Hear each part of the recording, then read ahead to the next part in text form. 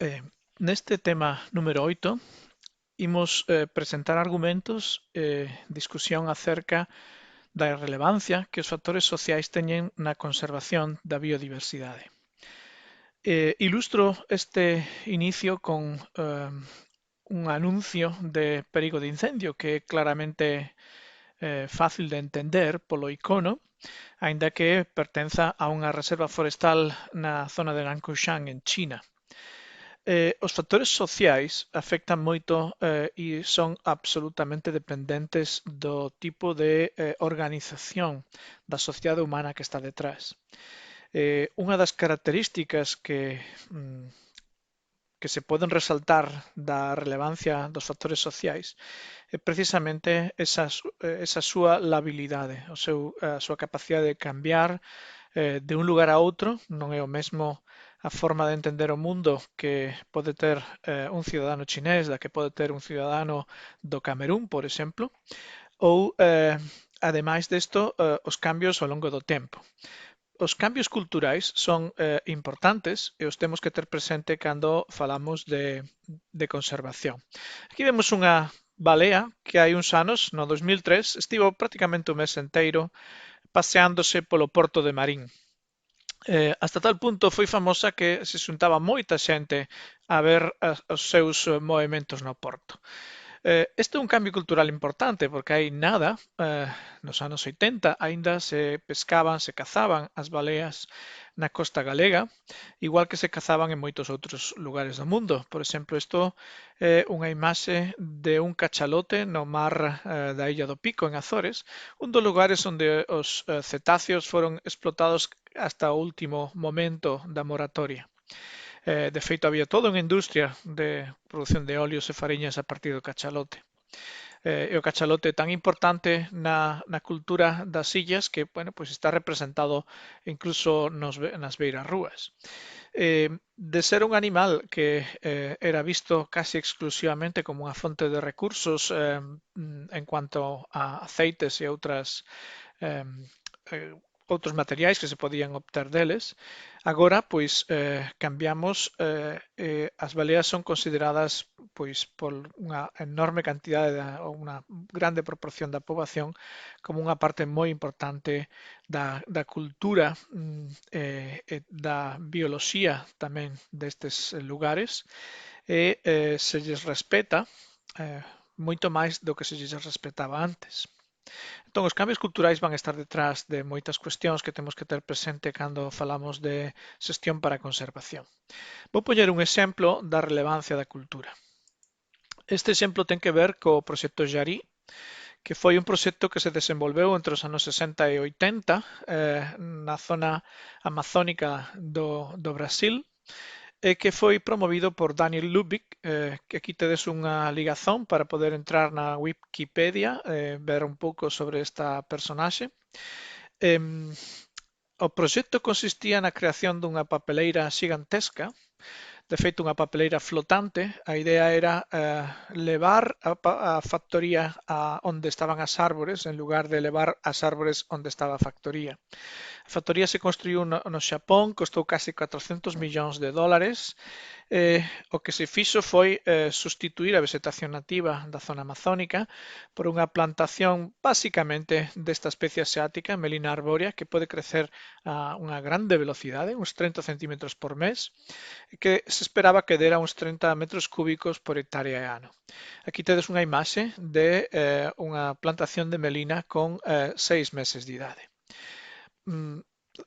Daniel Lubick, no momento que comprou estas terras no Brasil, era a persoa máis rica do mundo e gastou uns 3 millóns de dólares en comprar estas casi 2 millóns de hectáreas da Amazonía. Devastaron completamente a zona e a madeira que había foi queimada. O solo quedou moi destruído, foi moi afectado polo paso da maquinaria. Isto deu lugar a unha serie de problemas, porque a eliminación da vegetación a man era a única alternativa real, pero non era posible porque costaba moito diñeiro. O que pasou co proxecto Jari foi que as melinas non creceron tanto como se esperaba delas, os solos eran moi areosos, pouco fértiles, entón, ademais de plantar melina, se plantaron grandes cantidades de arroz. A idea era ter lugares onde producir o alimento para os miles de persoas que se necesitaban para a plantación. Pero como o arroz tampouco iba ben, tiveron que empregar grandes cantidades de insecticidas, máis de 200 voos diarios para fumigar con insecticidas. Houbo problemas sociais, empezaron os problemas sociais. Os problemas empezaron porque a xente local vía a compañía unha especie de emperador colonial que fora capaz de eh, apropiarse dunha zona enorme do país. De feito, se creou unha cidade completamente nova chamada Monte Dourado. O problema foi que dun lado do río estaba esta cidade creada e planificada, pero do outro lado do río surdiron outras cidades sen ningún tipo de planificación nen control, e a maioría dos traballadores da cidade de Monte Dourado acababan indo a gastar o seu diñeiro nas cidades creadas do outro lado do río. A produción das melinas tampouco foi a que se esperaba, chegou a 17 metros cúbicos por ano, e acabaron mesturando esta planta con árbores locais nunha proporción de 1 a 4. No 1980, o goberno brasileiro tuvo que enviar un exército para deter as talas ilegais que os traballadores do proxecto estaban a facer fora das terras da propiedade da compañía. E en maio de 1981, xa cando Ludwig está nos últimos anos da súa vida, decide abandonar o proxecto e pon a venda esta factoría, que foi mercada o ano seguinte por un consorcio de empresas brasileiras eh, por 280 millóns de dólares, cando o investimento de Ludwig fora de uns 1.000 millóns. Aínda así, seguía sendo a persoa máis rica do mundo. Como ocurre habitualmente, a bomba pois acabou en mans do Estado, anda que actualmente pois foi sustituído e foi de novo privatizada. O 5% dos beneficios do proxecto dende o ano 87 ao 96 iban para unha fundación para a loita contra o cáncer que creou o Ludwig, e aínda así sigue os beneficios que siga tendo o proxecto pois siguen indo en parte a esta fundación. Podémonos preguntar, entón, que pasa? O 80% dos beneficios están nos anos 90 e 2000 se empregaban para pagar as débedas. O número de empregados baixou de uns 25.000 que chegou a ter o proxecto a apenas 3.000, entre outras cousas polo cambio de tecnoloxías na factoría. E agora, en vez de plantar melina, pois plantan eucalipto e plantan piñeiros. O presidente do holding propietario do proxecto nos anos 90, Sergio Amoroso, decía que o futuro do proxecto estaba no desenvolvemento sostible e no ecoturismo. Curiosa forma de ver un proxecto de plantación a grande escala nunha zona da Amazonía. Este proxecto recorda, de feito, a Forlandia, que foi unha enorme plantación de caucho de 1 millón de hectáreas, que nos anos 20 do século pasado fora promovido por Henry Ford, o propietario da empresa automobilística Ford, co objetivo de producir caucho para as súas factorías de vehículos. Este proxecto Forlandia pois foi outro gran fracaso, igual que o proxecto Xarí. Durou só 18 anos e actualmente a zona está abandonada. Entón, podemos preguntar por que fallou este proxecto. E hai múltiples razóns, por suposto. Primeiro, porque non se coñecía ben por parte dos que proxectaron o proxecto a realidade do ecosistema amazónico. Tiñan un exceso de optimismo e, sobre todo, un exceso de confianza no poder das máquinas, de tal xeito que pensaban que todo se podía solucionar coa tecnoloxía, o desprezo das forzas da natureza. É importante resaltar que nos momentos dos anos 80 dos anos 70 en que o proxecto iba mal e que tiñan que tentar de salvalo como fora, chegouse a crear unha especie de ponte aéreo entre a zona do proxecto en Brasil e os Estados Unidos para trasladar continuamente maquinaria, pezas, mecánicos, enxeñeiros que poideran arranxar todos os problemas que esta maquinaria diseñada para ambiente temprado estaba tendo cando se movía en ambientes de tipo tropical. Os problemas sociais foron realmente o que deron a parte, o punto final a este proxecto.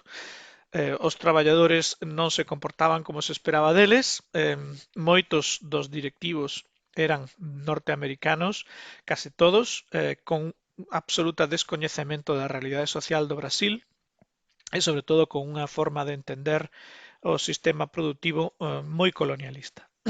Así que os factores sociais son moi relevantes e poden incluso dar o traste con un proxecto tan importante de tanto diñeiro como este proxecto Xarí. Vamos entón, despois desta introdución, centrarnos na cuestión dos factores sociais e na descripción dos valores. En primeiro lugar, que entendemos por factores sociais e por valoración social no ámbito da conservación? Miremos esta imaxe. Mostra unha zona da beira do río Arnoia, en Allariz, en Orrexo, unha pequena reserva que está incluída nas reservas da biosfera da UNESCO e que está pintada, como vedes aquí, decorada por un artista e que nos pode dar unha idea de ou nos pode servir precisamente para meditar acerca dos valores. Hai quen ve neste tipo de intervención artística na natureza algo moi interesante, moi positivo, que dá pois sensacións realmente que é o que pretende o artista. Hai quen ve, sen embargo, unha agresión ás árbores e ao ecosistema da beira do río e, obviamente, posturas intermedias tamén son posibles.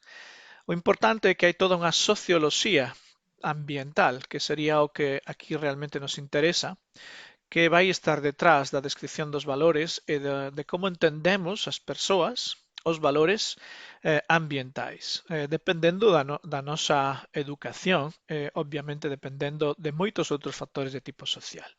Se describimos os valores e lles preguntamos a xente que opina acerca de determinados tipos de valores, podemos atopar, como nesta lista que aparece aquí nesta tabela,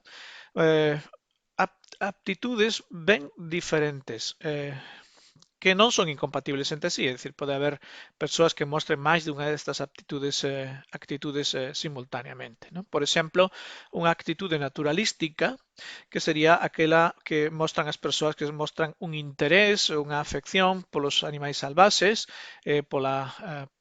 por pasar o tempo na natureza. Isto representaba na mostra que se está aquí analizando, que corresponde a Estados Unidos, pois un 10%.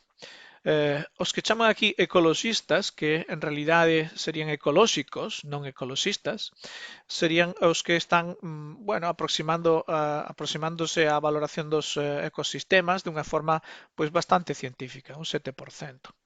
Humanístico, mostrando unha enorme afección hacia individuos animais concretos, por exemplo, un cabalo ou algún animal de grandes dimensiones, con unha tendencia forte cara ao antropomorfismo. E estos son nada máis nem nada menos que o 35%. Habería visións moralísticas, utilitarias, por exemplo, que só buscan obter un beneficio da natureza, dominionísticas, que pretenden pois dominar a natureza, como o seu propio nome indica, só un 3%, moi raros tamén os negativistas, que simplemente evitan todo contacto cos animais porque teñen medo deles ou porque non lles gustan. Incluso neutralistas, que aqueles que simplemente pasivamente evitan os animais porque non lles interesan, un 35%. Entón, a descripción de valores é moi relevante e vamos ter moitas variables ambientais, sociais, que afectan a forma en que as persoas entendemos os valores naturais dun ecosistema ou de membros ou componentes dese ecosistema. Aquí vedes, por exemplo, un cartaz que está anunciando pois unha actividade con tartarugas, neste caso ademais tartarugas exóticas, o sea, é un problema dende un punto de vista da conservación. A valoración das prioridades pois dependerá de moitos tipos de circunstancias culturais, por suposto. Tamén hai bastantes estudios que demostran a diferencia entre as persoas que habitan en zonas rurais frente a aquelas que habitan en zonas urbanas. Em, Tamén podemos e entendemos diferencias, hai moitas diferencias entre as persoas en función do seu sexo. E a forma de aproximarse ás cuestións ambientais son ben diferentes. Vou facer un inciso, unha primeira cuestión que nos podemos plantexar é esta que certos sociólogos ou persoas que traballan en antropoloxía teñen defendido durante moito tempo e aínda hai unha escola que defende este tipo de interpretación que pensan que a cultura humana é completamente arbitraria. É dicir, baseándose nestas ideas, básicamente o que se pretende decir é que o comportamento social dos humanos só se pode explicar precisamente pola estrutura social deses humanos e non ten nada que ver con outro tipo de circunstancias. Eu quero poñer aquí un exemplo que ademais me toca bastante de cerca porque me parece moi interesante do comportamento dos Inuit. Os Inuit son un grupo humano que vive nun ambiente extremo, absolutamente extremo. Nas zonas de Alaska, nas zonas do norte de Canadá ou de Groenlandia, temos grupos de persoas vivindo en circunstancias absolutamente casi imposibles, con unha cultura moi adaptada precisamente a ese ambiente. Ben, esta é unha fotografía tirada a inicios do século XX dunha familia esquimal. O que se mostra nesta tabela de aquí é a estrutura poblacional de 17 aldeas inuit que foron examinadas aos inicios do século XX, antes de que a súa sociedade fora transformada pola influencia da cultura occidental. Entón, o que se presenta na tabela son as contaxes de persoas que fixeron os antropólogos que chegaron a estas primeiras aldeas, número de raparigas, número de rapaces, número de raparigas por cada 100 rapaces, número de mulleres adultas, número de homes, número de mulleres por cada 100 homes. Entón, que atopan nestes lugares? Por exemplo, aquí podemos ver neste sitio que hai 46 nenas, 50 rapaces, o que sae unha proporción de sexos de aproximadamente 92% de mulleres, non? Sen embargo, cando van mirar nos adultos, pois hai prácticamente o mesmo número. 29 mulleres, 30 homes. Son un 97% de mulleres. En contraste con esto, podemos irnos, por exemplo, a este lugar de aquí. Aquí había pois 7 nenas, 12 nenos, o que representa só un 58% de mulleres na fase juvenil. Sin embargo, hai 13 adultos mulleres e 13 adultos homes, o que representa a proporción de sexos de 1 a 1, é dicir, hai o mesmo número de mulleres que de homes. Noutros sitios, incluso en mostras ben grandes, por exemplo aquí, unha poboación moito máis grande, 773 raparigas, 803 rapaces, un 96%, está por debaixo do 100% esperado. Sen embargo, cando vamos aos adultos, pois temos máis homes que mulleres. En este caso, perdón, máis homes que mulleres. Aquí a proporción de sexos é de 115. Isto debe estar equivocado porque senón este número non sae. Bueno, de calquera xeito o que quería resaltar é que se representamos estes datos nunha gráfica e o que fixen aquí frente á temperatura media anual do lugar onde estes povos están vivindo,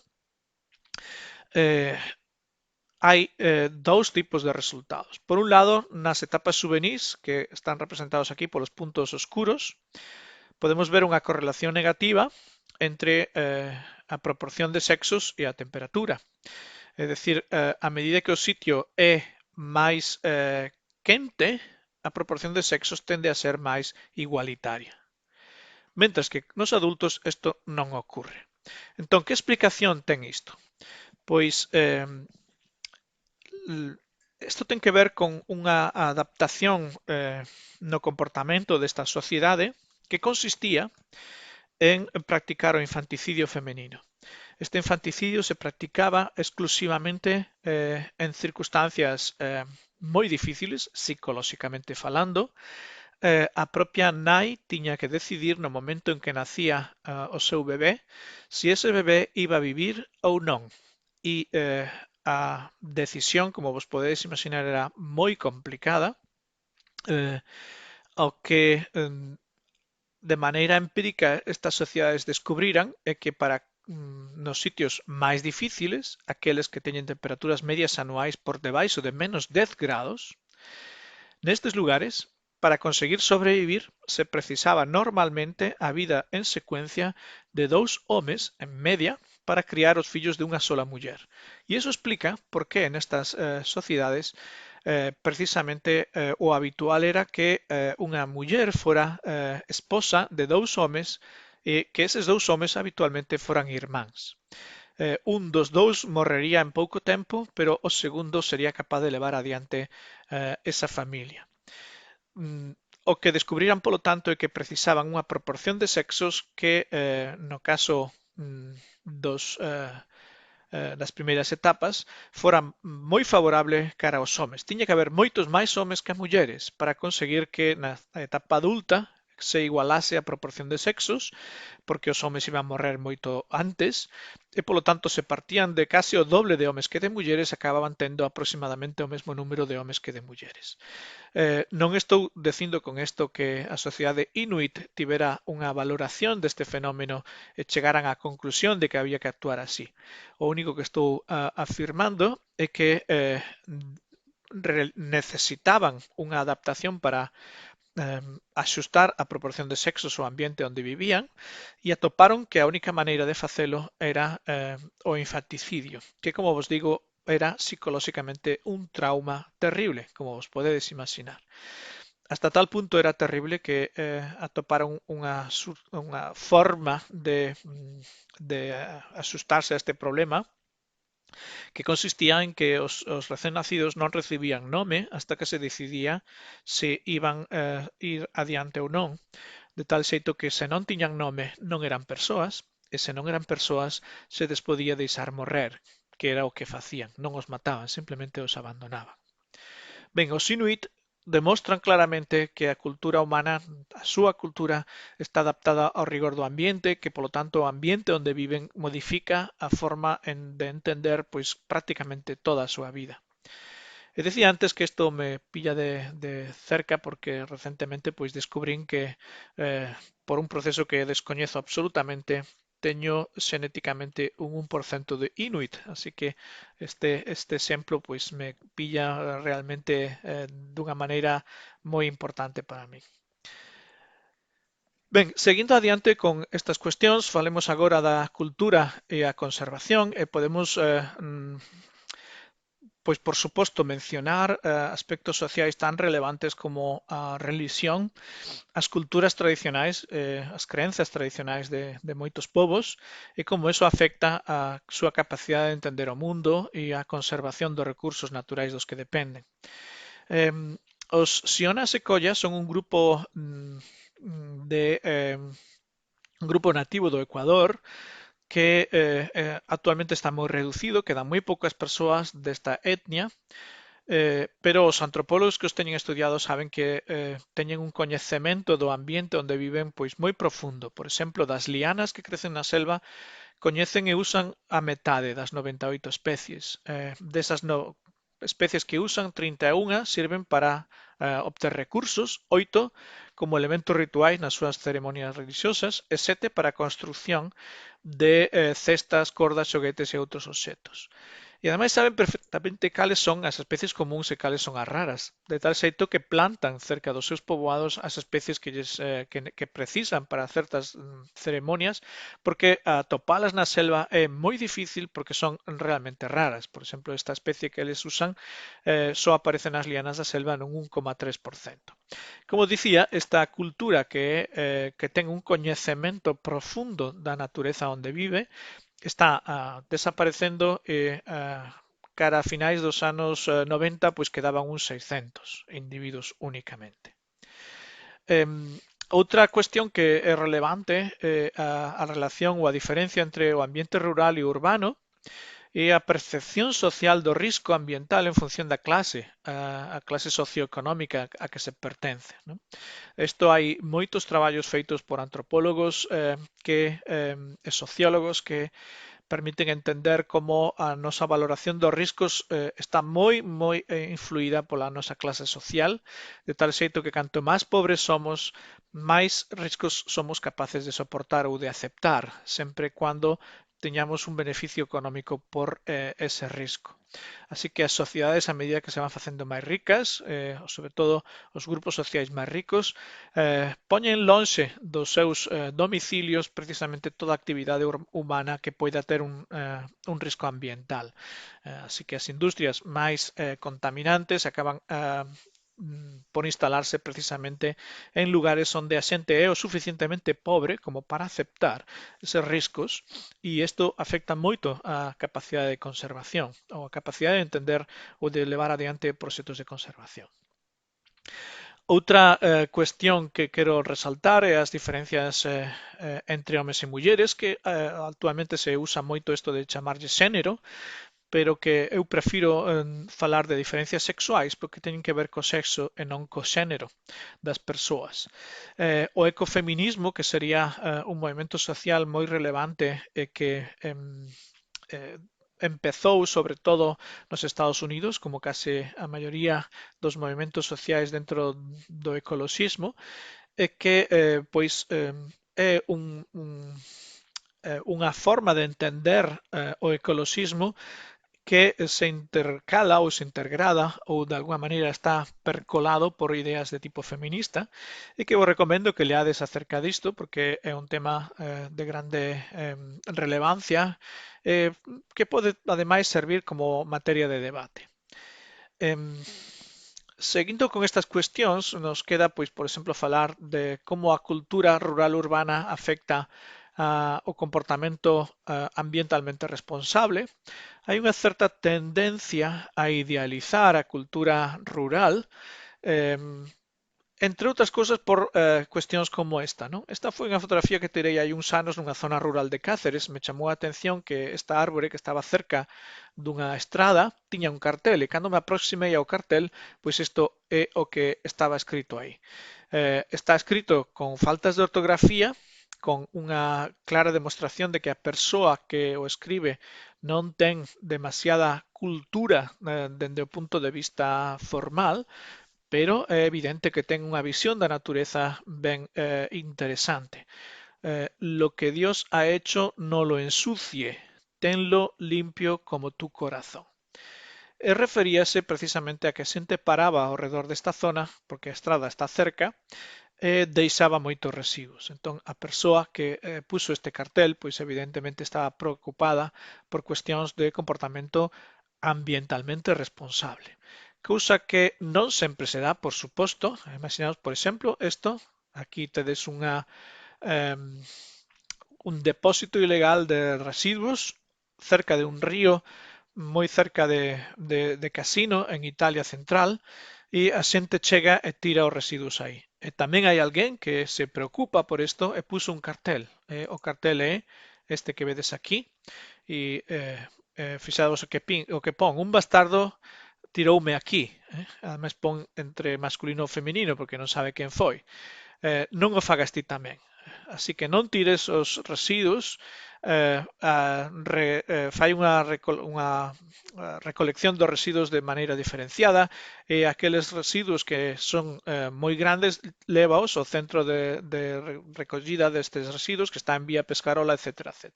Como vedes, pois hai xente que se preocupa de que o comportamento sexa ambientalmente responsable e isto é unha cuestión que evidentemente ten que ver coa nosa cultura e coa nosa ética.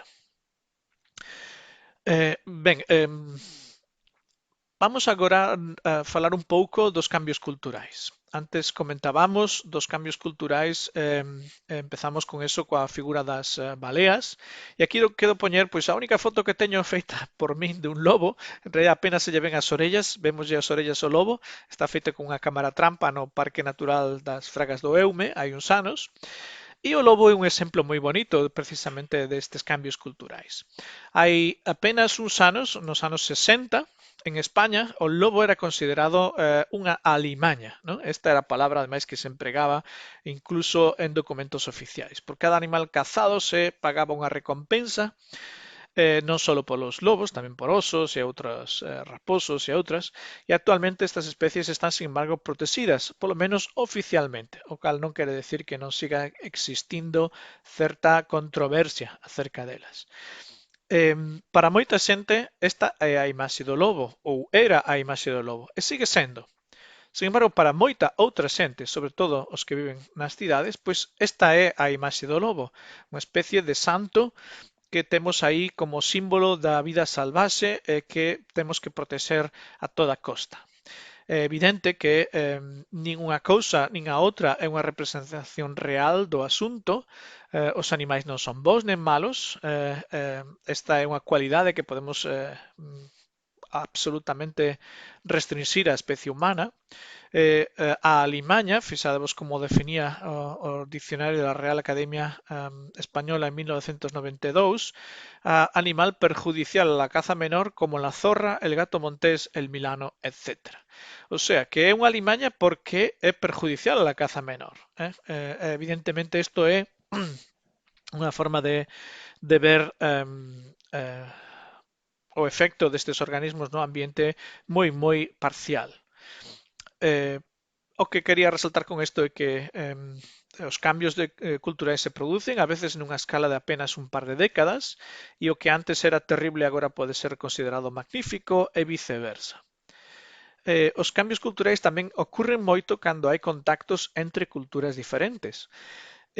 Vos recomendo a lectura deste libro que tedes aquí a súa portada, de Alfred Crosby, Imperialismo Ecológico, que fai unha historia da expansión dos europeos dende o ano 900 ata o ano 1900 que se espallan polo mundo adiante e que levan consigo pois non só unha visión do mundo diferente, sino tamén unha visión imperialista, por suposto, pero un imperialismo que tamén podemos calificar de ecolóxico, no senso de que emprega organismos e formas de ver e valores sociais absolutamente típicos de Europa e os impón de maneira unilateral en prácticamente todos os lugares do mundo que son colonizados polos europeos, con un efecto drástico nas culturas locais.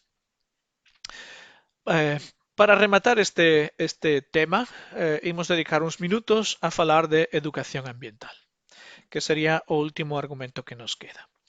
Ben, para ter presente que os factores sociais son de relevancia en conservación, unha das formas onde isto é máis evidente é cando falamos de educación ambiental.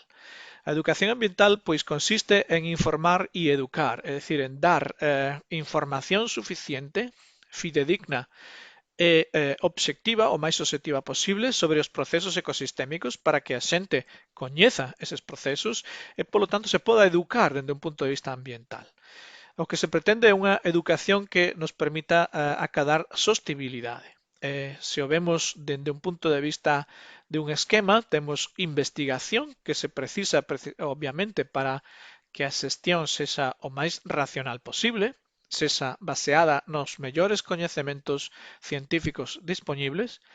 Por outro lado, temos educación que quere fomentar precisamente o apoio das persoas para que participen na xestión e que dean as súas opinións fundadas, é dicir, non se pretende unha opinión sin fundar, unha opinión fundada.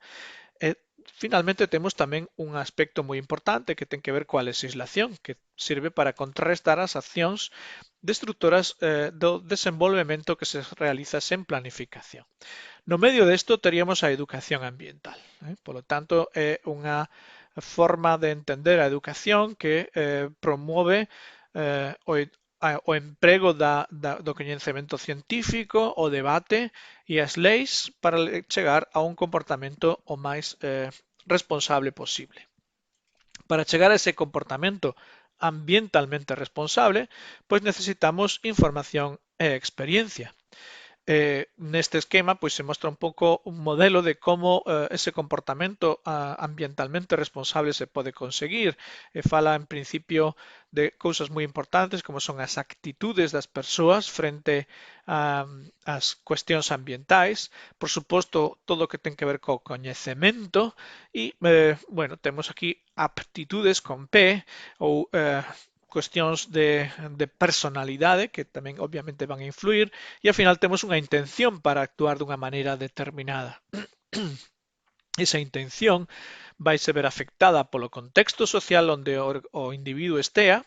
Evidentemente somos seres sociais, a opinión maioritaria e sobre todo a opinión das persoas que están máis cerca conta moito a hora do noso comportamento. Así que conseguir ese comportamento ambientalmente responsable é complexo, non só é unha cuestión de ter coñecementos e aptitudes, senón tamén do contexto social onde nos movemos.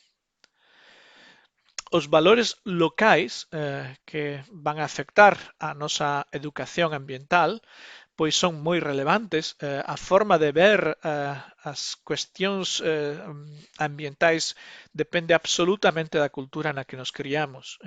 Aquí na imaxe pois poño unhas tartarugas, como puxen aquí entre comillas, esperando nun restaurante en China. Xusto agora que estamos coa pandemia do coronavirus, que se atribúe, aínda que a información pois non sei ata que punto é certa ou non, se atribúe ao consumo de animais salvaxes na zona de Wuhan en China. Esto, que para nós pode parecer como absurdo, consumir este tipo de organismos, pois hai que ter presente que evidentemente é moi importante como factor de alimentación para moitas culturas humanas, porque non hai alternativa, non hai outra fonte de proteínas.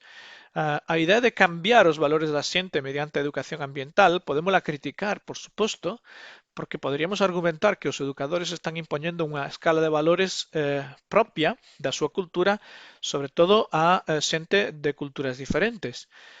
Polo tanto, deberíamos relativizar a nosa educación ambiental baseándose na escala de valores de cada cultura, sen tentar de impoñer outras ideas, aínda que isto pode ser moi difícil de levar á práctica.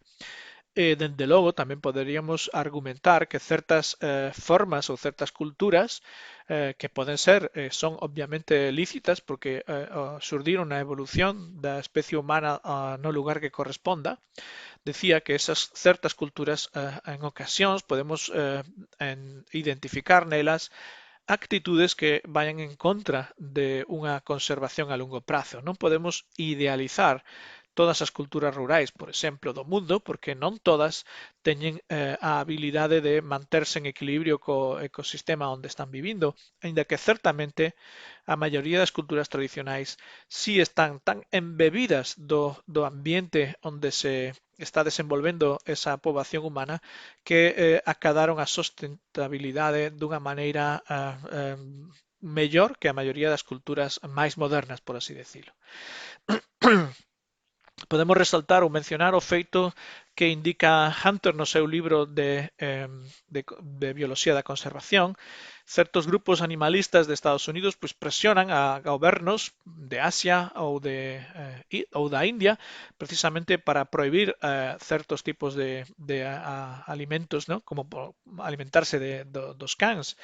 E isto, como se sentirían precisamente os norteamericanos e os hindúes, pois tentaran de prohibir precisamente o sacrificio das vacas nos Estados Unidos, porque para eles ese animal pois non pode ser consumido.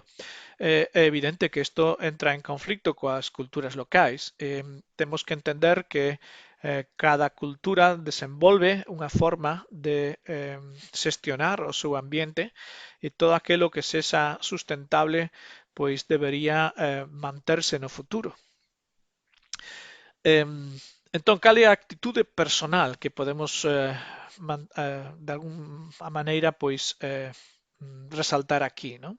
Que podo facer eu? Esta podería ser unha pregunta que unha persoa se pode plantexar en termos de educación ambiental. pois, por exemplo, se pode colaborar en cuestións de voluntariado, o voluntariado ambiental que cada vez está máis á orde do día, pero tamén se pode traballar de maneira profesional no campo ambiental e ter en mente as cuestións de educación ambiental. Eh, a ética vai estar detrás de todo isto, por suposto. A escala de valores que empreguemos tamén cambia ao longo do tempo, como tenta de representar este esquema, pois obviamente moi baseado na cultura de Norteamérica, ¿no? Ou na cultura anglosasona, se queredes, e aquí se está indicando como pouco a pouco, coas datas que están aquí mencionadas, pois os valores se están extendendo cada vez máis a valoración, os dereitos se están estendendo primeiro solo para certos grupos nobles, por exemplo, despois para os colonos americanos no momento da declaración de independencia, no momento en que se emancipan e se proclama a abolición da esclavitude, 1863, o momento en que as mulleres acadan os mesmos dereitos que os homes, 1920, cando os nativos americanos reciben un recoñecemento da súa cidadanía, 1924, os dereitos dos traballadores, os dereitos da raza negra, os dereitos da natureza coa o que se chama a Lei de Especies Protegidas, a Endangered Species Act de 1973 en Estados Unidos. Todo isto vai mostrando como a ética se está expandendo, a escala de valores se está expandendo, dende un pasado pré-ético, poderíamos falar, ou un pasado ético onde só os nosos máis achegados tiñan relevancia, o presente na que a nosa nación, a nosa raza, os humanos e parte dos animais son considerados como organismos de mayor valor ético, y esto paulatinamente pues da a impresión de que acabará ampliándose cara a outros elementos da natureza, que incluso elementos que non teñan vida, como as rocas ou incluso o propio planeta, ¿no? Aquí, se queredes pois ler algo, pois podedes buscar na web o proxecto Gran Simio, que vos representa, os vai explicar como se pretende por certos grupos de persoas extender a Declaración Universal dos Dereitos Humanos non solo para os humanos no senso estricto, senón para certos organismos que son tan próximos a nós como os grandes simios, que para moitas circunstancias ou desde moitos puntos de vista son bastante humanos, ¿no? Podo, por exemplo, mencionar o feito de que certos grandes simios son capaces de aprender a linguaxe humana e poden incluso ter a habilidade mental para comunicarse equivalente a un neno de 5 anos, a un neno humano de 5 anos, o cual implica que pois o seu cerebro e as súas capacidades psicolóxicas son moi elevadas. Entón, para quen estea interesado, pois ler sobre o proxecto Gran Simio. O contexto social no que nos imos mover, por exemplo, emprega o ecoturismo como un mecanismo de protección da natureza. Aquí vedes algunhas imaxes de sitios onde se practica o ecoturismo. E tamén podemos criticar isto porque o ecoturismo pode dar unha imaxe totalmente falsa da realidade, ¿no? Como este chiste que aparece aquí, onde se ven pois unha especie de mural con unha África idealizada para que os turistas se fagan as fotos, e aquí temos a realidade africana con unhas circunstancias moito peores do que realmente os turistas ven, ¿no? Rematamos, polo tanto, como decía antes, coa educación ambiental. Aquí vos poño un cartel dunha comunidade de nativos de Pacaya Samiria no Parque Nacional en Perú, onde pois eles pois practican precisamente o desenvolvemento sustentable. Forjamos el desarrollo sostenible de nuestro pueblo. Fixadevos hasta que punto estas ideas están embebidas ou están incluídas no funcionamento de certas culturas. O deseño dun plan de educación ambiental sería unha das cuestións que se poden realizar dende un punto de vista da xestión para a conservación, tendo en conta os aspectos sociais. Temos que planificar, temos que desenvolver un proceso e acadar un produto que será un plan de educación ambiental. Ese plan de educación ambiental pois, como sempre, terá unha serie de obxectivos, terá unha serie de métodos para alcanzar eses obxectivos e terá unha serie de mecanismos para avaliar se os obxectivos se están alcanzando. Aquí hai unha lista das cousas que deberíamos ter presentes no proceso de planificación, no proceso de levar a cabo ese elemento ou ese plan de educación e no produto final. Entón, bueno, pois, como non vamos deternos moito nestes argumentos, vos deixo aquí esta lista para que leades un pouco as distintas cuestións que deberíamos ter presentes cando falamos de educación ambiental. En Galicia, no ano 2000, aprobouse a Estrategia Galega de Educación Ambiental, non? Que, digo, se publicou nunha resolución do Diario Oficial de Galicia no ano 2000. Esa Estrategia Galega de Educación Ambiental, lamentablemente, quedou simplemente metida nun caixón, aínda que aí se argumentaba a necesidade da educación ambiental en Galicia pola inexistencia de certos elementos, pola falta de elementos para levar adiante unha educación ambiental como corresponde. A pesar de todo, pois isto non foi adiante. Temos unha definición do que sería a educación ambiental según esta estrategia, unha definición realmente complexa, é dicir, unha redacción que non é fácil de ler e que se cadra vería que facer un pouquiño máis como diría, un pouco máis lineal e menos aberta como aparece aquí, ¿no? Un proceso formativo permanente a través do cual as persoas e as comunidades toman conciencia do seu medio e ao mesmo tempo adquiren os coñecementos, os valores, as destrezas, a experiencia e a determinación que os capacitará para actuar individual e colectivamente na prevención e afrontamento dos riscos ambientais presentes e futuros. Digo que esta redacción é un pouco prolixa, pero bueno, se pode entender ben o que quere dicir. A información ambiental é moi importante e a educación ambiental pois o que pretende é a adquisición de saberes, de competencias e de valores, ¿no? Que serían basicamente os tres elementos sobre os que se basea esta forma de traballar en cuestións ambientais. Na Estrategia Galega de Educación Ambiental se plantexaba unha serie de obxectivos que aparecen aquí e que, como digo, non vamos deternos neles porque quedaron basicamente sen ser levados adiante.